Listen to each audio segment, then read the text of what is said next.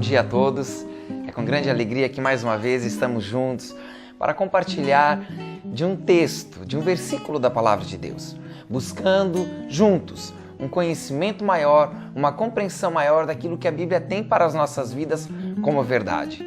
Nesta manhã em especial, nós vamos tratar de um assunto que parece ser tão comum, se torna tão comum que normalmente nos esquecemos dele e vivemos com ele e praticamos ele todos os dias, sem exceção. Todos nós, sem exceção, vivemos nessa prática que é o pecado. Muitas vezes não entendemos o que é pecado, porque pensamos que pecado é naturalmente fazer coisas erradas através de um padrão estabelecido. Por exemplo, mentira, brigas, adultérios. Mas o que é realmente pecado? Isso podemos dizer que são os frutos do pecado. Mas o que é o pecado? E é sobre isso que eu quero compartilhar contigo nesta manhã, para que juntos possamos aprender mais. Por isso, abra a tua Bíblia no livro de Isaías, capítulo 59, versículo 1 e 2. Isaías 59, 1 e 2. Vamos ler juntos. Certamente, a mão do Senhor não está encolhida, para que não possa salvar, nem surdo o seu ouvido para que não possa ouvir. Contudo, as vossas iniquidades fazem divisão entre vós e o vosso Deus, e os vossos pecados encobrem o seu rosto de vós, para que não vos ouça. Olha o que a Bíblia nos ensina. O texto está falando que não é Deus que está com o seu braço encolhido que não possa nos ajudar. Nem tampouco é surdo o seu ouvido que não nos ouça. Porém, as nossas transgressões, a nossa iniquidade, o nosso pecado, ele faz separação entre nós e o nosso Deus. E é isso que eu quero falar contigo, sobre essa separação. Vamos entender um pouco mais do que é o pecado. O que o pecado representa na vida do homem e as consequências do pecado na nossa vida. Mas antes de entrarmos, de falarmos do pecado propriamente dito, eu quero falar do início, da criação, da maneira como o homem foi criado, do princípio. A Bíblia diz que o homem foi criado perfeito. O homem era perfeito, porque ele foi criado com a mesma qualidade de vida de Deus. O mesmo tipo de vida de Deus foi colocado dentro do homem. A Bíblia diz lá no livro de Gênesis, capítulo 1, que Deus, no momento de formar o homem, Deus disse assim: façamos o homem conforme a nossa imagem e a nossa semelhança. Então, a mesma semelhança de Deus, Ele colocou em nós. O mesmo tipo de vida, a mesma qualidade de vida, Deus colocou dentro do homem.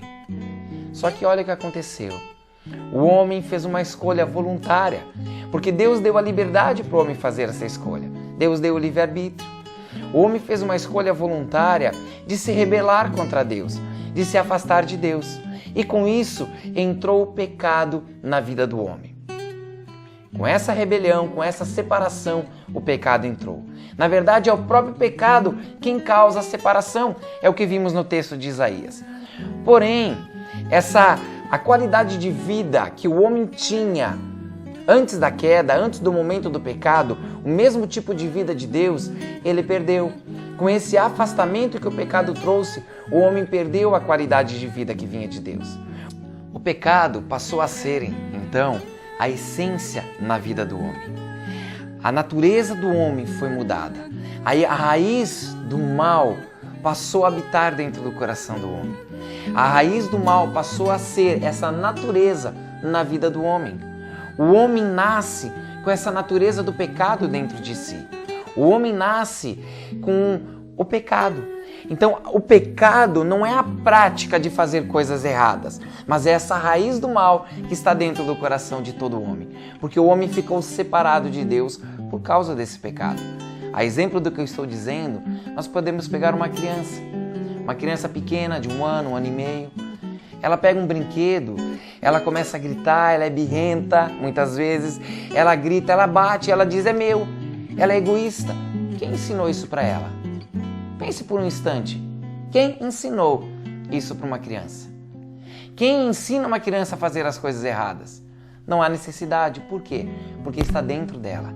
Naturalmente, ela vai fazer aquilo que é errado. Por quê? Porque essa natureza do mal, essa raiz do mal que ficou dentro do homem, por conta dessa separação do próprio Deus, por conta do pecado que entrou e trouxe divisão entre nós e o nosso Deus. O pecado, então, ele causa essa ruptura, essa separação de Deus. E o homem por si só, o homem naturalmente, ele não consegue voltar para Deus. O homem precisa, ele necessita de um meio, ele necessita de um mecanismo, algo que o permita fazer este caminho de volta, algo com que faça novamente essa ligação com Deus. O homem, por causa do pecado, ele morreu espiritualmente. Houve uma morte espiritual. Morte espiritual fala da separação. Mas o homem precisa de Deus. E existe apenas um meio, um caminho. E é sobre isso que nós vamos falar no nosso próximo programa. Por isso eu te espero aqui. Até o próximo programa. Deus abençoe a sua vida.